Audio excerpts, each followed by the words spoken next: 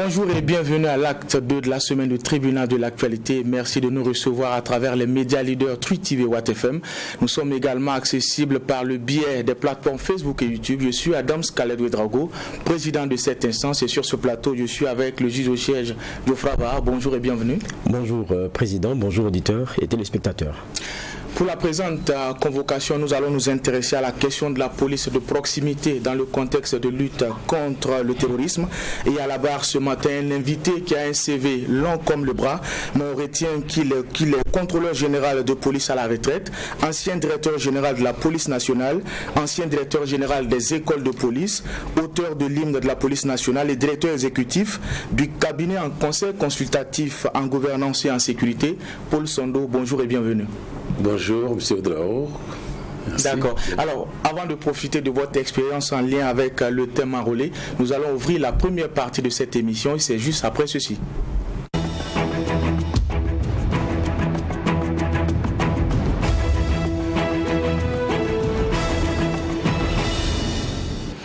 Juge Var, qu'est-ce qui a retenu votre attention? Oui, ce qui a retenu mon attention, c'est la maladie à coronavirus, avec ce qu'on apprend. Ce qu'on apprend de l'Afrique du Sud, qui s'était doté de vaccins, notamment le vaccin dont tout le monde parle aujourd'hui, AstraZeneca, et il s'avère que, et ça tout le monde le sait, l'Afrique du Sud est fortement touchée par la maladie à coronavirus, et on se rend compte très clairement que le vaccin n'a pas, on va dire comme ça, de façon empirique, de ce que les Sud-Africains ont pu constater, un effet probant, notamment sur les malades et ou en matière de prévention. Donc ce qu'ils ont décidé, c'est de revendre les doses qu'ils avaient et revendre à l'Union africaine. On sait aussi que quand on parle de l'Afrique du Sud, il y a eu pour ce qui est du virus en lui-même, il y a eu des mutations et on parle de nouveaux genres, et comme on en parle aussi au niveau de l'Angleterre. Et donc, ils ont à faire face à une forme dure, quand même, quoi qu'on dise, de la maladie à coronavirus.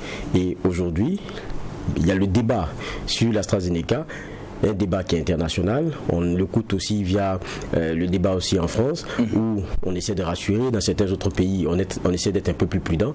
Mais l'Afrique du Sud a, comme on dit, tiré la conclusion que du côté de l'efficacité, il y avait beaucoup à dire. Et donc, décide de revendre des choses à l'Union africaine. Maintenant, je me pose la question de savoir, avec la question du vaccin, on s'est tellement empressé et on sait qu'il y avait, quoi qu'on dise, une demande qui est claire. Vous savez, la loi économique, elle est celle-là. La nature a horreur du vide. Et puis lorsque la demande, elle est des plus fortes, pour peu que vous ayez une offre, c'est vous qui avez le marché. Et il y avait une course folle vers un vaccin et chacun est venu de ses propositions et tout. Et on y est tous presque allés avec le quitus de l'Organisation mondiale de la santé. Ça sentait en tout cas une forte odeur de précipitation. Ça au moins c'est ce qu'on pourrait dire. Mais à la réalité, on est tous en train d'être rattrapés par cette réalité-là.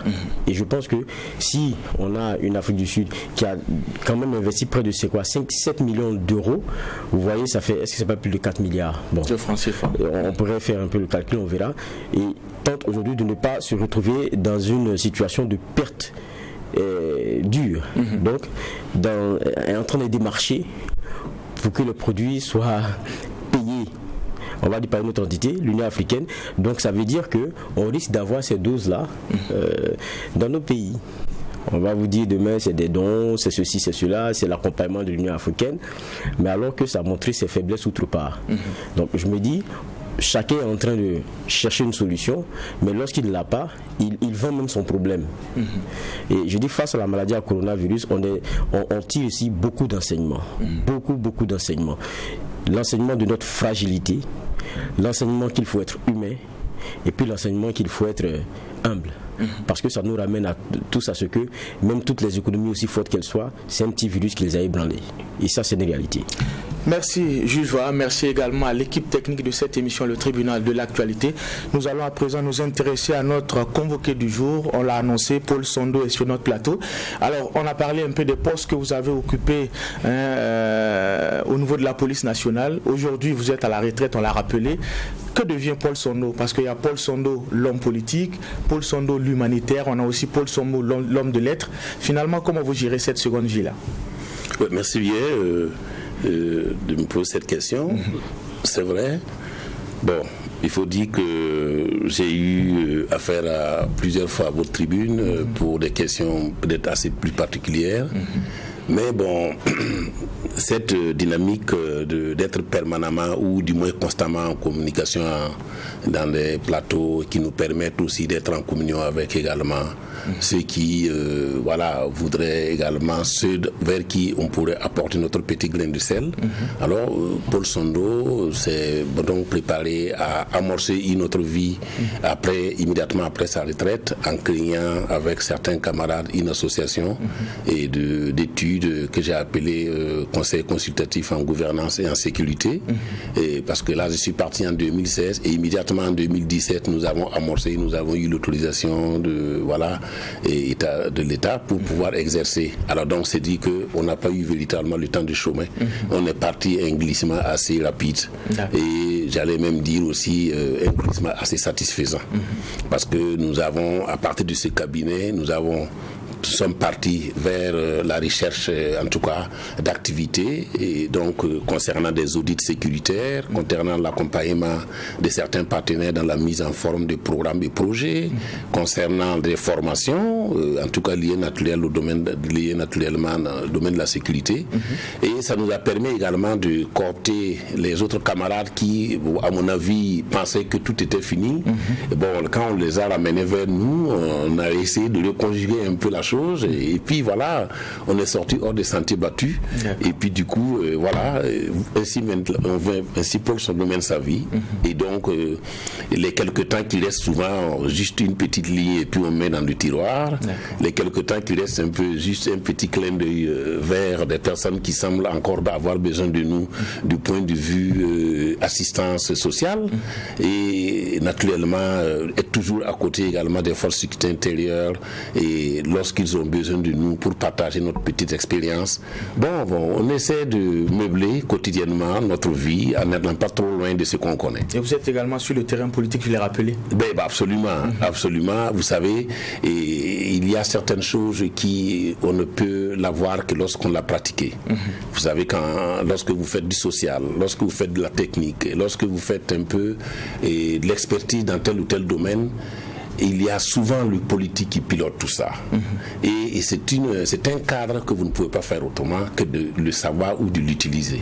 Alors, lorsque vous posez le problème, par exemple, du niveau du social, moi j'ai donc, comme vous le savez, une association qui s'appelle l'association d'Alobé, qui existe depuis maintenant 16 ans. Et que je fais d'activer, Alors, je travaille à l'égard également des populations déshéritées, notamment en luttant contre les enfants qui sont déscolarisables, pour des difficultés. Mais cela m'a permis de toucher du doigt les populations, les difficultés des populations. Et donc je me suis dit, mais par le canal de la politique, je peux voir, parce qu'il y a des problèmes qui sont liés même, qui dépassent un peu leurs compétences en termes de résilience. Mais il y a aussi des problèmes dont il faut effectivement leur dire, là, c'est à vous de le faire. Moi, je prends un exemple, si c'est pas trop chaud. Lorsque des gens ont des difficultés en matière de fourniture en eau potable, vous leur offrez, par exemple, un forage. Mais écoute, dès que vous leur donnez le forage, ils sont contents, vraiment vous pensez avoir fait une œuvre. Mais le problème, c'est que le forage, à force de l'exploiter, va finir par tomber en panne. Et généralement, les familles, les populations ne sont pas préparées à gérer ça. Parce que pour eux, c'est un forage. Il faut y boire, il faut aller chercher l'eau, c'est facile. Mais dans leur tête, il faut quelqu'un pour leur dire, écoutez, même dans n'importe quel pays du monde, l'eau s'achète. Voilà. Et donc, le forage qu'on vous a donné, il coûte à peu près 5 millions, mais vous avez l'obligation de l'entretenir. Autrement dit, vous risquez de toucher à la case départ. Et ça, c'est par le canal de la politique que vous pouvez faire passer ce message. Et donc, c'est vraiment, j'ai saisi un peu cette opportunité pour aller vers des populations. Et en parenthèse, pour vous dire que j'ai été 2 fois candidat malheureux aux législatives du NTD au niveau du patron, mais toutes les fois, j'ai parcouru pas moins de 100 villages.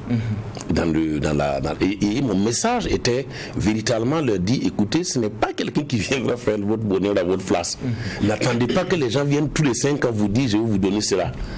Faites avec ce que vous avez. Prenez votre destin en main. Prenez votre destin en main. Aidez vos enfants que vous avez envoyés à l'école.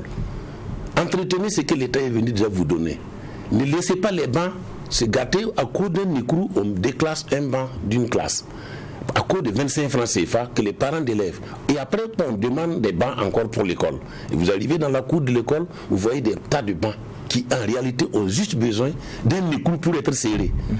Vous voyez? Alors donc je leur dis, c'est pas la peine, le bonheur ne viendra pas d'ailleurs, ne vous flattez pas. C'est pas en venant vous donner 10 000, 5 000, 3 000 francs que vous allez sortir de votre... C'est là, ce que vous avez déjà là. Ça, moi j'ai utilisé ça et moi j'estime que, bon, je ne suis pas un candidat malheureux. J'ai réussi à faire passer le message et n'eût été la politique, je n'aurais pas parcouru les centaines de villages pour dire aux populations ce que je pensais. Et je savais que c'est pas par ce message que je serais élu. D'accord. Voilà. Nous sommes dans les questions de généralité. Oui, les questions de généralité. Vous disiez les casquettes plurielles, notamment de notre convoqué du jour.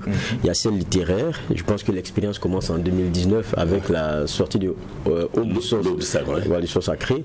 Et après, il y a une deuxième œuvre qui vient en 2020, octobre. En gros, vous nous sortez le Crépuscule. Le Crépuscule, voilà. Et puis, on a un directeur général de la police. On s'est dit, bon, il nous couchera sûrement des... je ne parlerai pas des secrets, mais on serait dans la ligne de ce dans quoi vous êtes, sécurité et tout, mais on nous découvre dans un tout autre genre.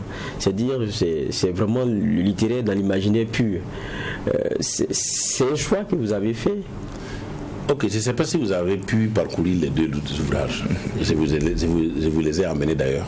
Vous aurez l'occasion.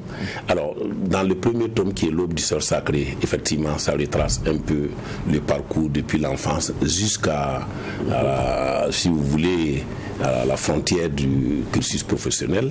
Mais avec le Crépuscule, c'est véritablement au niveau du cursus professionnel.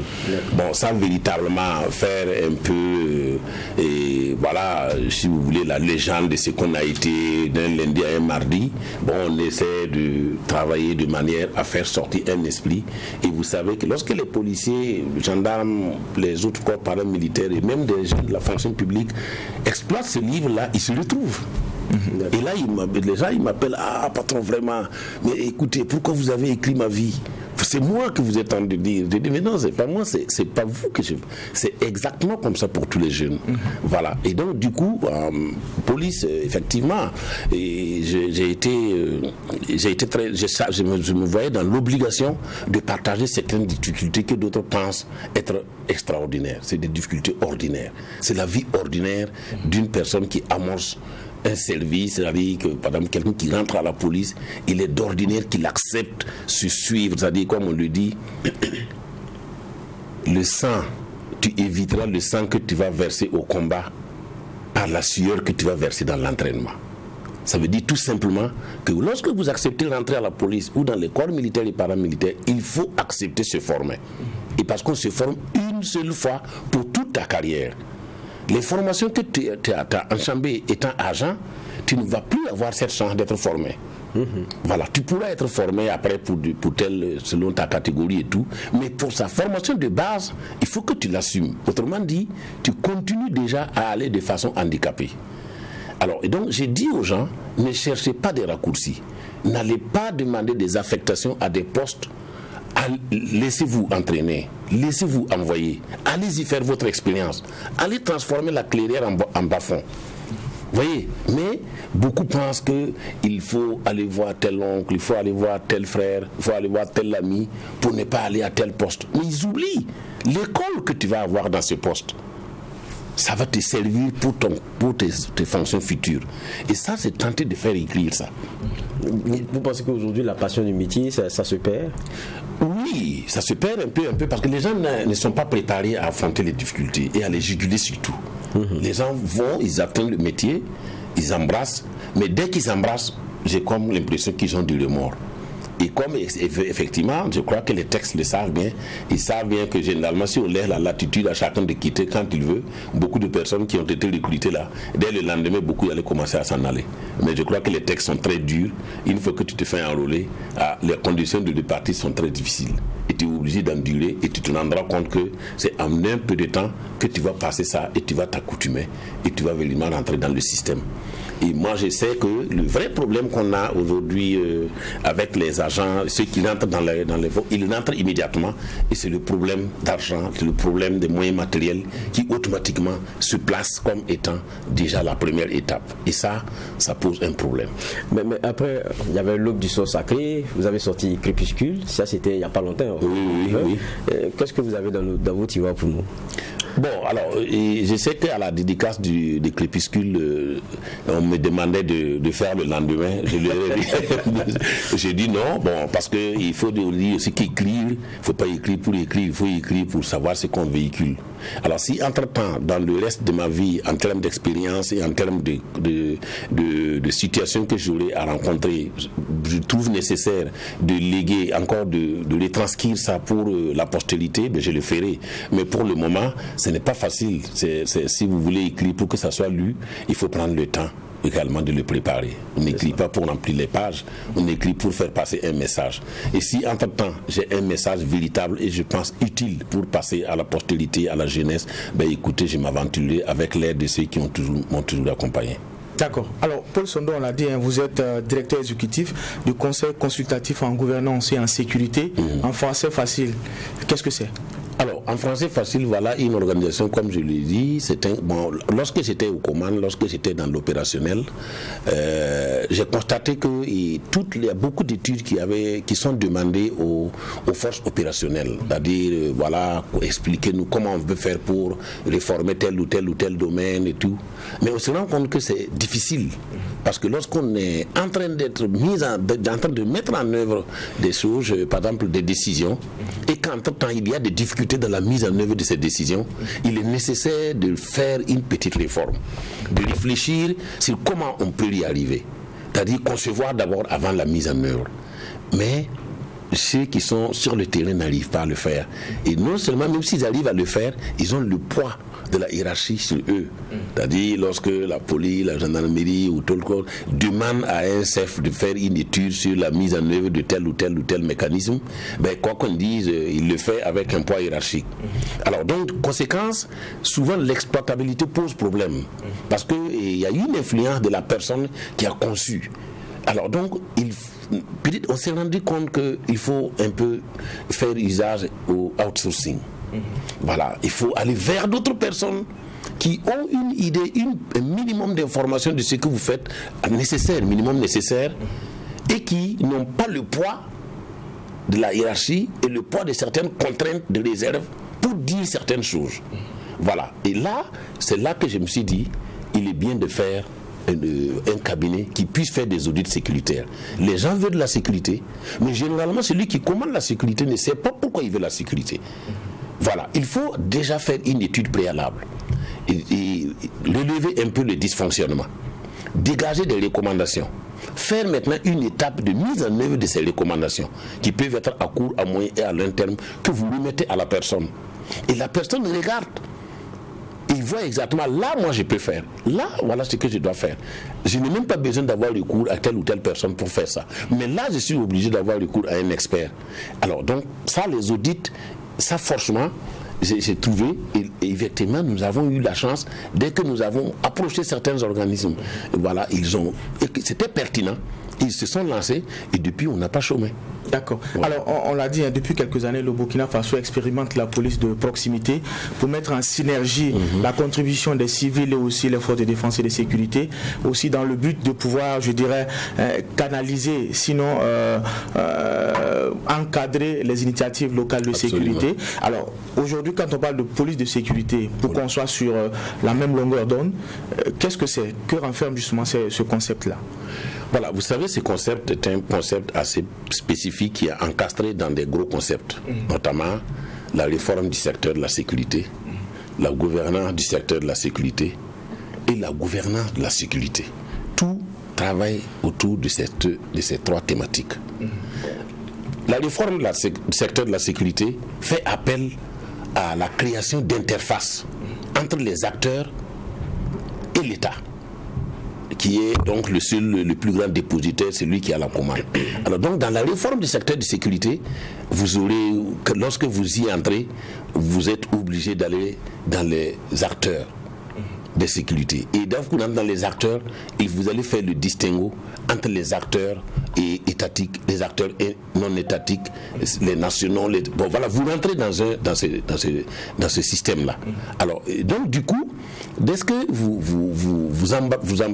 rentrez dans la réforme du secteur de sécurité, alors vous tombez également dans la police de proximité et tout ce qui est comme différents acteurs. Voilà. Donc, lorsque vous évoquez rapidement tout de suite la politique de proximité, qui est quoi? Qui est une synergie d'action et qui est une conjugaison d'action entre la population et les forces de défense et de sécurité. Antérieurement et de plus souvent, les gens parlaient de bénéficiaires. Lorsqu'on va vers la population, vous êtes les bénéficiaires de la sécurité. De plus en plus, cette notion est en train de partir pour amener les populations à être des acteurs, pas des bénéficiaires. Parce que vous ne pouvez pas être coproducteur et être seulement les bénéficiaires. Si vous êtes coproducteur, c'est que vous êtes aussi co-acteur. Donc, alors, petit à petit, les forces de défense, les forces de sécurité intérieure, les forces de défense de la sécurité, se rendent compte qu'il faut impliquer. Et c'est cette implication-là que débouchent un peu ces notions et ces mécanismes de VDP, de Korluero, de Dozo, de Runga, des ILS en général. C'est ça que vous entrez et vous voyez ça.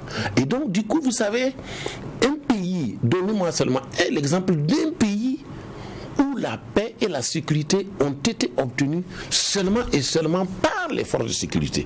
Nulle part vous n'en trouverez. Je ne vous laisserai pas faire l'exercice, il n'y en a pas du tout. Alors, le pays où vous trouvez la paix, c'est là où les communautés se sont fortement engagées. Lorsque les communautés ont été impliquées et lorsqu'on a trouvé un meilleur moyen pour faire impliquer les communautés.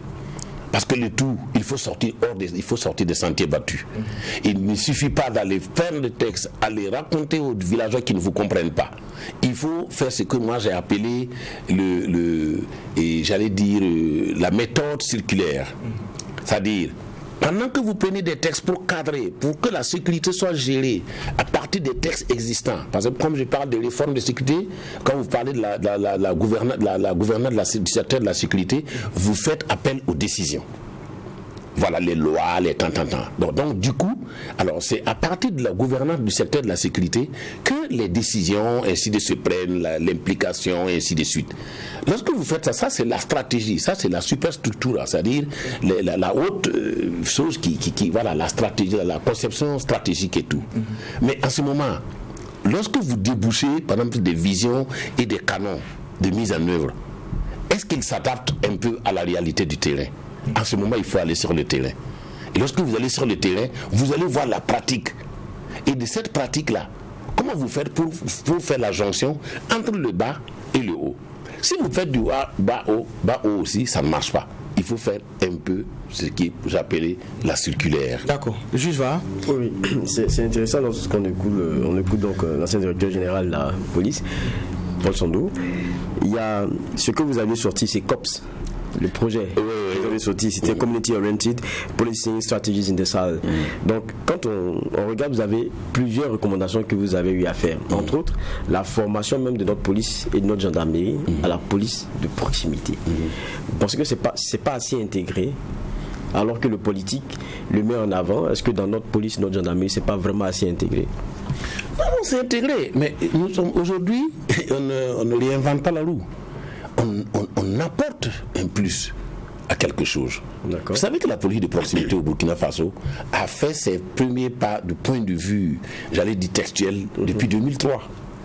D'accord. Voilà, 2003. Et de 2003 aujourd'hui, je suis convaincu qu'il ne s'est pas passé 2 ans sans qu'un nouveau texte n'ait été pris. Que ce soit en termes de décret, en termes de ceci. Et vous savez que c'est aussi suite à ce processus-là qu'on est allé à la stratégie nationale de sécurité intérieure, à la loi sur la défense intérieure, sur la défense, ainsi de suite. Et en termes de décret, je pense que si je ne m'abuse, le dernier décret qui a été pris dans le cadre de la police de proximité, c'est le décret 1052. Et le décret 1052, avec également, très rapidement, les acteurs ont compris ses limites et travaillent aujourd'hui. Et je crois savoir que la police de proximité a compris, c'est-à-dire les concepteurs et les animateurs de la police de proximité ont compris qu'il faut procéder tous les 3 ans au moins à un processus de réforme des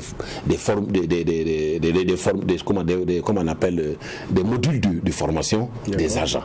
Parce que simplement, c'est sûr qu'il y aura des nouvelles pratiques qui doivent être prises en compte pour qu'ils rendent un peu plus adaptatifs. Alors donc, c'est dire que nous, ce que nous avons fait, moi, mon cabinet a travaillé naturellement, effectivement, pendant 18 mois avec un truc, comme on appelle, avec une ONG américaine, qui a voulu que nous puissions identifier un terrain pour aller mettre en pratique cette police de proximité et lui donner exactement qu'est-ce que nous pensons comme innovation, comme réforme institutionnelle. Mais quelles sont d'ailleurs les grandes recommandations? Parce que vous avez travaillé avec ces SCG, mais SCG comme ils disent. Oui. Quelles ont été les grandes recommandations? Non, les grandes recommandations, d'abord liées dans la communication, c'est ce qu'on appelle la communication stratégique. D'accord. Dans la communication stratégique, il y a d'abord la communication entre les acteurs, la communication des acteurs vers... Par exemple, ça dit la communication interne des forces de sécurité intérieures. Ça c'est également la communication des forces de sécurité vers les populations. Et également la population vers les forces de sécurité intérieures et la population envers elle-même. Ça, c'est une des thématiques. Et c'est tout un processus. Comment faire? Et ensuite, il y a également le problème de la gestion et des ressources humaines. Vous savez qu'il y a un problème aussi, si vous concentrez tout le monde dans une seule zone au détriment d'une autre zone. Donc la bonne ou la mauvaise répartition des ressources humaines peut avoir un impact positif ou négatif dans la gestion de la sécurité. Et en plus de ça, vous avez le cursus, les curriculums de formation. Dans les curriculums de formation, moi je vais vous dire une chose, que vous savez, tous les temps, toutes les écoles sont en train de travailler à la révision des curriculums de formation. Mais chacun y va avec sa petite expérience. Moi particulièrement, j'ai fait l'expérience. Bon, je le dis, ça c'est vraiment moi mon entendement. Un agent de police qui a été recruté pour ces 2 ans de formation sort avec près de 1500 heures de cours. Ce qui équivaut à pratiquement quelqu'un qui a quitté de la première année à la licence. Pour l'école de police. Vous imaginez 1500 heures de cours théoriques qu'il va écrire et tout, voilà. Donc il va quitter et il va rentrer avec ses documents à la maison. Et voilà, en tout cas, c'est bien payé. Les 1500 heures ont été payées. Ils imaginaient un peu les professeurs qui ont intervenu, ainsi de suite. Alors, mais ça, c'est l'approche par le contenu. Mais moi, est-ce que le policier a seulement besoin de l'approche par le contenu? Le policier a besoin, pas le policier, c'est pas policier, gendarme, on a besoin de l'approche par l'expérience. Lorsque vous prenez un magistrat, allez donner des cours de droit pénal général ou de droit pénal spécial à l'école de police à des policiers qui viennent de rentrer, il prendra des exemples du parquet. Ce qui est logique d'ailleurs. Ce qui est logique puisque c'est ça qu'il sait faire. Oui, c'est ça qui est pertinent. Mais dès qu'il quitte, il va donner des 20 et des 18 aux gens. Mais ce policier-là, dans un commissariat, il ne voit pas quel est le rôle du policier. Moi particulièrement, en tant que Paul Sondo, et pour avoir vu tout ça, j'ai dit, il faut faire en sorte que les magistrats forment des policiers pour former des policiers. Que les magistrats forment des gendarmes pour former des gendarmes. Mais pas eux directement avec eux. Parce que le policier qui est formé, lui, il pose les modules de droit pénal spécial. Il va aller dire, alors qu'est-ce que l'infraction? L'infraction est constituée de 3 éléments: élément moral, élément légal, élément matériel. Bon, il va dire ça aux agents, ils vont écrire élément moral. Il va donner des exemples. Qu'est-ce qu'un élément moral? Il va donner des exemples de ce que lui, policier, a vécu dans un commissariat. De ce qu'un fou, voilà, il est arrivé, il a volé, tout le monde a dit au voleur, mais après on s'est rendu compte que c'est un fou. Donc on s'est dit, mais attends, donc il ne jouit pas ses facultés mentales. Il y a un problème dans l'élément moral. C'est vrai que tu peux l'envoyer en justice, mais dès que dans ton procès verbal, si tu mentionnes que les gars ne jouit pas ses facultés, de ses facultés mentales, le juge en tiendra compte. Il y a également l'élément légal. Un acte a été posé, mais l'acte n'a pas été prévu par la loi. c'est sur quelle base tu vas sanctionner la personne? Même si tout le monde dit que ce qu'il a fait n'est pas bien. Mais ce n'est pas interdit par la loi. Bon, donc du coup, lui, il va donner des exemples du commissariat d'un policier qui a interpellé quelqu'un. Tout simplement parce qu'il chantait dans la rue et puis tout le monde a trouvé que sa chanson n'était pas bonne, il ne devait pas chanter comme ça, mais il va tout fouiller, il ne trouve pas qu'elle est là. Voilà. Alors vous avez parlé de la nécessité de revoir les curricula, le contenu de formation. Il y a aussi le travail qui doit être fait avec les acteurs sur le terrain. Tantôt on a parlé de la police et de la gendarmerie. Alors c'est un secret de polichinelle, on sait que les deux acteurs, quand on parle de la police et de la gendarmerie, il y a une rivalité historique. Pendant longtemps, il y a l'idée même de la fusion qui a germé. Aujourd'hui, est-ce que ce débat-là mérite d'être posé dans le contexte actuel et puis dans la lutte contre le terrorisme? Moi, je vais vous rectifier. Il n'y a pas de rivalité entre la police et la gendarmerie. Il y a une diversité des missions dans l'unicité des objectifs. On revient à la même chose. Voilà, maintenant, il y a beaucoup de petits cas où on sent qu'il y a des gens de friction. C'est comme qui dirait les co-épouses, c'est un peu les gens de co-épouses. Police, gendarmerie, c'est jamais facile. Mais c'est expressement fait. L'État savait bien qu'il crée deux corps qui vont agir dans un domaine et que le fait que ces deux agissent dans le domaine peut amener également des frottements. Mais c'est souvent, vous savez que philosophiquement, c'est la contradiction qui naît le développement. Vous savez bien que en même temps que vous avez besoin de manger, vous faites le contraire de ce que vous mangez pour pouvoir vivre. Et c'est ça exactement. Moi, je vois au niveau de la police, de la gendarmerie, la police est donc, comme dans les jargons que nous avons, elle est une force de première catégorie. C'est-à-dire, elle s'occupe de la sécurité intérieure. La gendarmerie appuie la police dans cette mission de force de première catégorie. Également dans ces missions de police, mais dépend de l'armée, par exemple. Alors donc, il est beaucoup plus des militaires, mais quand même, bon, ils mettent l'accent dans la sécurité intérieure. Alors, dans cette formation, chacun a la manière de faire passer, par exemple, le droit pénal, par exemple, le droit pénal général qui est enseigné à la police. Le même module peut être enseigné par la gendarmerie, mais comme c'est enseigné à la gendarmerie, il y a juste des petites nuances et des pratiques. Alors, j'ai dit que, petit à petit, vous voyez, nous vivons dans une situation aujourd'hui d'insécurité qui est assez inquiétante. Tout le monde en parle, c'est vraiment, c'est le sujet du moment, on n'y peut rien. Alors, et vous avez remarqué, la plupart des formations ces derniers temps rassemblent gendarmes et policiers.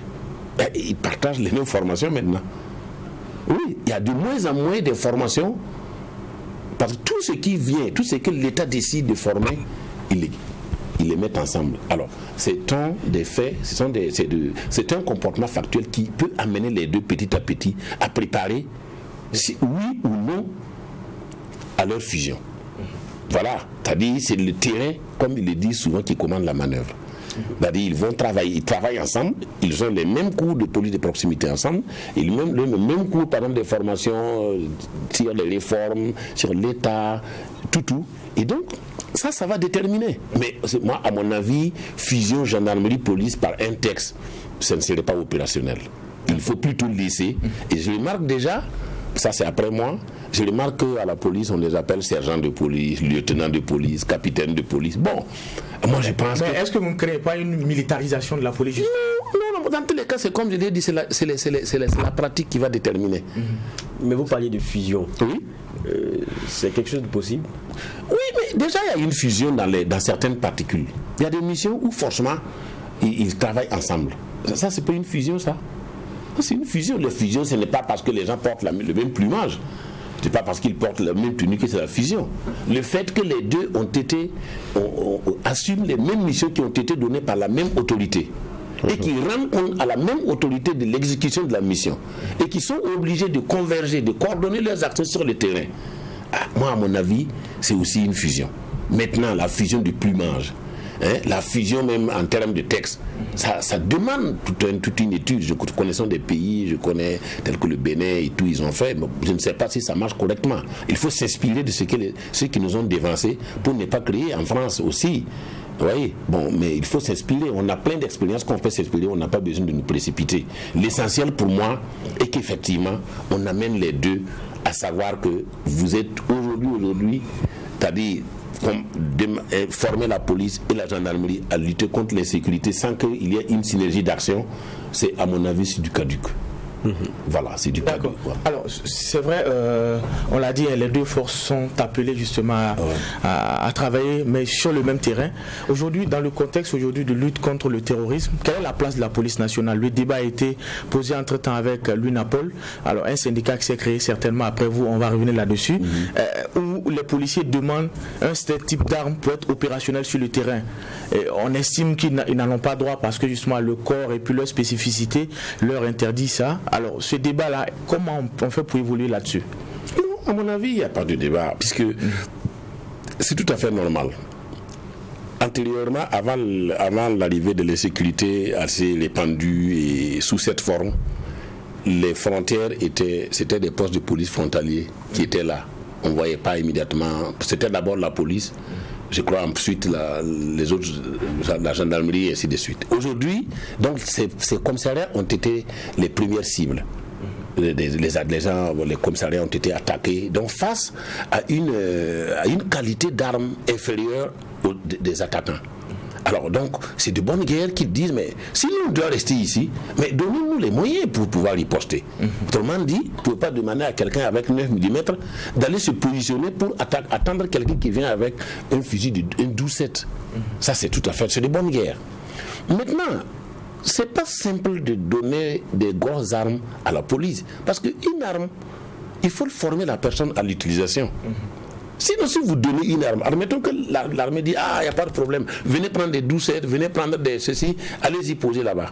Si les policiers ne sont pas formés, c'est même une insécurité même contre cette même police-là. Donc du coup, il y a toute une organisation. Et parmi les organisations, il y a plein de formules.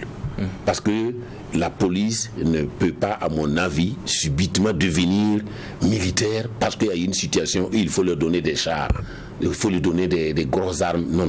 À mon avis, mais ils peuvent être formés pour la circonstance, mais sous le commandement d'autres personnes qui ont la maîtrise. À mon avis, ça c'est possible. Mais tout cela invite les forces de sécurité intérieure à une synergie d'action et à un pragmatisme dans ce qu'ils font comme action. Vous voyez, alors je connais par exemple des pays, je ne veux pas citer de nom, où, comme on ne veut pas, il y a des missions par exemple qui relèvent, ou des armes qui relèvent qu'on doit donner à un certain corps, on l'affecte. Par exemple, ils affectent par exemple des militaires dans un commissariat, mais qui n'entendent pas quelqu'un. Mais ils sont là pour la sécurisation du commissariat et la police fait son travail. Les armes sont venues de l'armée. Bon, ils lient les armes, c'est eux qui sont là dehors avec les grosses armes et puis voilà, ils tournent. Mais ils protègent le commissariat. Mais la police fait son travail. Voilà. Qu'est-ce qu'on a besoin? Est-ce qu'on a besoin que le policier attrape l'arme pour aller lutter contre, ou bien on a besoin que la structure policière ou les policiers soient protégés? Cherchons la solution. Et ça, c'est un problème de communication, à mon avis. Et je suis convaincu que dans ce que je viens de dire, dans la réforme du secteur de la sécurité, il y a des réflexions qui sont menées. Je ne suis pas de l'opérationnel, je suis hors des rangs, je ne sais pas à quel niveau c'est, mais c'est une préoccupation. C'est une préoccupation où une décision ne peut pas sortir du goût comme ça. Une préoccupation longtemps soulevée par l'UNAPOL et puis l'APN qui sont des syndicats de la police nationale. Alors je l'ai dit, des structures qui sont venues après vous. Quel est votre regard aujourd'hui sur ces syndicats-là? D'aucuns estiment que pour un corps comme la police, on n'en a pas besoin, avec ce qu'on a connu, les mouvements d'humeur et tout cela. Quel est le regard de Paul Sondou là-dessus? Alors, moi, avant que je ne quitte la police nationale, j'étais pour le syndicat. Ça, d'abord, j'étais pour. Bon, les textes n'avaient pas changé, mais moi, j'étais pour. Et la simple raison, moi, j'ai vécu une situation où, s'il y avait le syndicat, je crois qu'on allait trouver facilement une solution. C'était l'interpellation, comme on appelle, l'affaire des dégâts de Koudgou. Où il y a eu 5 des camarades policiers qui ont été enfermés et il y en a qui en sont morts et il y en a qui ont perdu leur carrière. Parce que tout simplement, l'histoire du jeune homme là, voilà, qui a fait bouger les événements de 2011 et tout. Mais les gars ont été condamnés à 20 ans, 30 ans, 10 ans, combien d'ans, je ne sais plus. Parce que il y avait la seule personne qui pouvait porter l'information, c'était le pauvre DG, qui lui aussi est une autorité nommée. Il ne peut pas, il représente en même temps l'État. mais il représente en même temps les hommes. Et il y a le principe de la loyauté, il y a le principe de la discipline.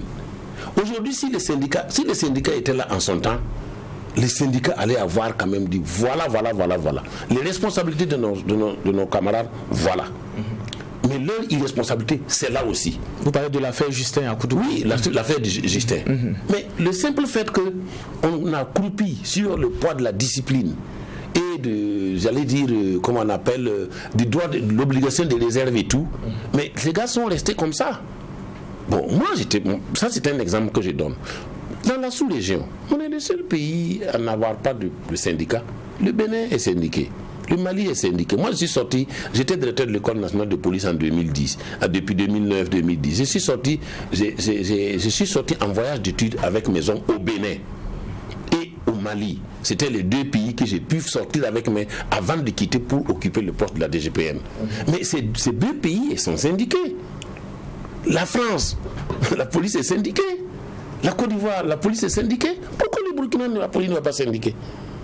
Maintenant, je vois qu'il est nécessaire que le commandement prenne le syndicat comme étant un maillon complémentaire dans la gestion même des personnels de la police. C'est-à-dire ne pas les prendre comme étant quelque chose, une peste. On les appelle. Vous défendez les intérêts moraux et financiers, en tout cas matériels des hommes. Voilà ce que les hommes doivent faire. Voilà ce qu'ils ne doivent pas faire. Et vous devez assumer. Maintenant, si vous les mettez au pied du mur, et ils savent que de toute façon, s'ils s'amusent, on va les affecter, on va les sanctionner. Mais ils mettent là, c'est la bagarre. Oui, moi je pense qu'il faut le voir, et même les deux syndicats. S'ils estiment que des deux syndicats, je ne sais pas quelles sont les conditions de naissance de ces deux syndicats, moi je me dis, c'est pas trop si ces deux syndicats peuvent faire bien fonctionner la police dans les règles de l'art. Voilà, en ne créant pas l'anarchie. Parce que discipline, travail, loyauté, c'est la devise de la police nationale. On n'en a pas changé jusqu'à présent. Et donc, si vous n'êtes pas discipliné, si vous n'êtes pas loyal vis-à-vis de l'État et vis-à-vis de vos chefs, et vous ne pouvez pas, je dis discipline, travail, et vous ne voulez pas travailler, il y a un problème. D'accord. Mais c'est surtout ce que beaucoup craignent. Ils se disent, la question de discipline est un peu... quand on regarde, il y a un genre d'antagonisme avec la lutte syndicale. Parce qu'on rue dans les brancards, on dit qu'on n'est pas d'accord, on revendique ceci, on revendique cela. Et très souvent, au départ, les gens se sont dit, mais police, syndicat, c'est quand même un peu bizarre. Vous dites, il faut peut-être repenser la forme syndicale au sein de la police. Oui, il faut le penser. Il faut repenser la forme syndicale au sein de la police. Ça, vous merci du mot. Sinon, la police est très nécessaire pour la police. Le syndicat est très nécessaire pour la police. Ça, je reviens, mais il faut repenser peut-être la forme. Et ça, c'est véritablement un souci. Et s'ils ne le font pas, tout le monde est bloqué. Les syndicats sont bloqués, ils sont à la défensive. Le commandement estime qu'il faut qu'il travaille pour accaparer les syndicats. Bon, les deux sont regardés en signe de faïence. Non, et pourtant, il faut le syndicat à la police. Il faut le syndicat à la police. Mais il faut repenser au syndicat de la police. Ça, je suis tout à fait d'accord. D'accord. Moi, je veux passer carrément à un tout autre sujet. C'est vrai qu'on parlait de police de proximité à un moment donné. On sait que le Burkina s'est fortement engagé dans le caractère participatif des populations à notre sécurité. On a vu avec les VDP, ça donne ce que ça donne. On a vu plein de reportages et plein de réalités partagées, notamment de ces messieurs-là qui ont décidé de s'engager pour donner du renseignement, pour donner un certain nombre d'éléments. Et quelquefois même, on apprend qu'ils sont morts parce qu'ils étaient en première ligne. Aujourd'hui, quand vous regardez la formule, parce que vous avez été quand même directeur général de la police, la question de sécurité, vous la maîtrisez. Est-ce que la formule est bonne? Est-ce qu'il n'y a pas des insuffisances? Qu'est-ce qu'on peut parfaire? Oui, vous savez, ça vient dans les acteurs étatiques et acteurs non étatiques. Lorsque je prends les VDP, moi je les assimile à des acteurs étatiques, puisqu'ils sont nés de la volonté de l'État. C'est ça. Mais lorsque je prends les Dozo, lorsque je prends les Kolero, lorsque je prends les Roula, à mon avis, c'est des acteurs non étatiques. Alors, et qu'est-ce qu'il faut faire pour une synergie d'action des acteurs étatiques et des acteurs non étatiques? Ce que vous venez de dire, par exemple au niveau des VDP, des volontaires de défendre la patrie, où effectivement, ils sont nés de la volonté de l'État, avec un minimum en tout cas un encadrement. minimum, une dotation de moyens minimum et tout. Mais dans tous ces gars-là, toutes ces structures que vous venez d'entendre, de voir, ce sont des structures locales. C'est-à-dire que vous ne pouvez pas recruter un VDP à Loroubou et l'affecter, par exemple, à Falaguntu. Non, ce sont des structures locales qui fonctionnent et qui connaissent le contexte local, la sécurité locale, qu'il faut travailler.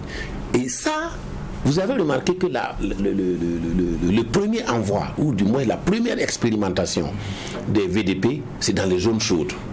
Mais on doit continuer dans une dynamique pour des VDP dans les zones froides. Les VDP dans les zones chaudes jouent un rôle de répression. Mais il faut déjà aussi voir dans les zones froides pour mettre des VDP pour jouer le rôle de la prévention dans les universités, dans les grandes écoles, dans vos services à vous. Il faut déjà aller à ça. Il faut déjà aller à ça. Parce que le VDP, celui qui a accepté s'enrôler là, c'est parce qu'il voit que son village, sa famille est déjà décimée. Il ne reste que si, pour lui, aller contre ceux qui sont en train de les tuer, c'est mourir. Rester chez toi aussi, c'est mourir. Et choisir d'aller vers eux pour mourir. Ce n'est pas la même chose que lorsque vous venez à votre tribune ici pour dire, écoutez, vous êtes quand même une communauté ici dans ce quartier. Bon, vous avez besoin de la sécurité. Alors, qu'est-ce qu'on peut faire pour que vous puissiez contribuer en termes... Quelle est votre forme de contribution? Quel est le personnel là? Comment il peut contribuer? Il faut trouver une coordination pour exploiter toutes ces potentialités. On ne peut pas aller chaque fois qu'on te fabrique la chaise, tu vas t'asseoir. On nous a forcé, on a mis des VDP. On ne doit pas nous forcer pour mettre des VDP là où c'est chaud. On doit pouvoir mettre des VDP là où c'est froid, qui travaillent à l'anticipation. D'accord. Alors quand on parle de ces initiatives locales de sécurité, il y a la question maniement des armes. Il y a des gens qui sont contre parce qu'ils estiment que des civils avec des armes, ça peut toujours accoucher d'autres phénomènes. C'est vrai qu'après, on peut avoir des DDR, des mobilisations, des réinsertions et tout ce que vous voulez, mais il y a des craintes qui subsistent parce que c'est des hommes qui auraient été formés et qui ont la connaissance militaire qui peuvent s'avérer être un couteau à double tranchant. Est-ce que la crainte de ces personnes-là ne sont pas légitimes? Vous posez encore le problème d'encadrement. Parce que ces gars à qui on a donné des armes là, quand une arme normalement sort d'une unité militaire ou paramilitaire, là, il y a ces références. Le nombre de munitions c'est signalé. C'est-à-dire c'est le pétrolier. Là, à qui l'arme a été affectée est connu, son identité est connue. C'est un problème d'encadrement. Si l'encadrement est fait, à un moment donné, s'il n'y a plus de nécessité de laisser des armes entre les mains de ces personnes-là, on pourra normalement les récupérer. C'est lorsqu'effectivement on dit venez, il y a une guerre populaire généralisée, venez, on prend des armes, on vous aide comme ça. Là, en ce moment, ça devient incontrôlable. Mais lors que la formation, on vous fait la formation 10 jours ou combien de jours après, on vous donne des armes. Et on dit telle personne, tu te ton nom. Voilà, nom, prénom, numéro de l'arme, nombre de munitions, tant. À tout moment, c'est contrôlable. Parce que quoi qu'on dise, l'arme ne peut être donnée qu'après avoir donné des consignes. Et vous savez que même au niveau des forces intérieures ou des forces de défense de la sécurité, il arrive des abus. Il arrive que la mauvaise utilisation des armes qui ont été mises à leur disposition. Alors, on ne peut pas tout avoir à 100%, mais il suffit d'accentuer, de faire le méthode de suivi, méthode d'évaluation, mettre également, comme je l'ai dit, des interfaces. Il faut mettre les interfaces. Il faut multiplier les interfaces entre les acteurs étatiques et non étatiques au niveau de la sécurité. Il faut des interfaces. Et les interfaces, ce n'est pas exhaustif. On en a aujourd'hui, on n'en a pas pris à besoin, il faut le faire. Les interfaces, c'est permanent. Donc, il faut une structure. Il faut une structure qui est permanemment en réflexion, qui sort hors des sentiers battus, qui prend en compte des pratiques pour en faire de la théorie, qui commence à implémenter, qui laisse tomber ça, qui reprend par ça. Il faut ça. Et vous savez, tous les autres pays, toutes les grandes puissances ont travaillé en conjuguant le passé, le présent et en prévoyant le futur. Vous ne pouvez pas continuer seulement qu'avec le présent. C'est pas possible. Vous ne pouvez pas non plus vivre que du futur. C'est pas possible. Vous ne pouvez pas non plus faire une société où des gens n'ont vécu que de l'expérience, ils ne connaissent rien dans la théorie, ils ne veulent pas conjuguer. Mais moi je suis avec vous aujourd'hui, il y a quelle différence d'âge entre nous? Si moi je refuse d'aller à votre école et vice versa, vous marchez seul et vous êtes handicapé. Et c'est ce système. Voilà. Alors juge, j'ai comme l'impression qu'avec Paul Sondo, il n'y aura pas de verdict aujourd'hui. Dans le sujet sujet il est vaste et difficile à cerner en une heure. En tout cas, merci d'être passé sur ce plateau. Je rappelle que vous êtes contrôleur général de police à la retraite, ancien directeur général de la police nationale, ancien directeur général des écoles de police. Vous êtes l'auteur de l'hymne de la police nationale et en ce moment directeur exécutif du cabinet en conseil consultatif en gouvernance et en sécurité. Merci d'être passé. On se donne rendez-vous certainement sur d'autres carrés pour parler d'autres sujets au niveau du tribunal de l'actualité. Merci d'être passé. Juge, voilà, on se donne rendez-vous demain pour d'autres actualités à juger. Merci d'être passé. Excellente journée. Merci.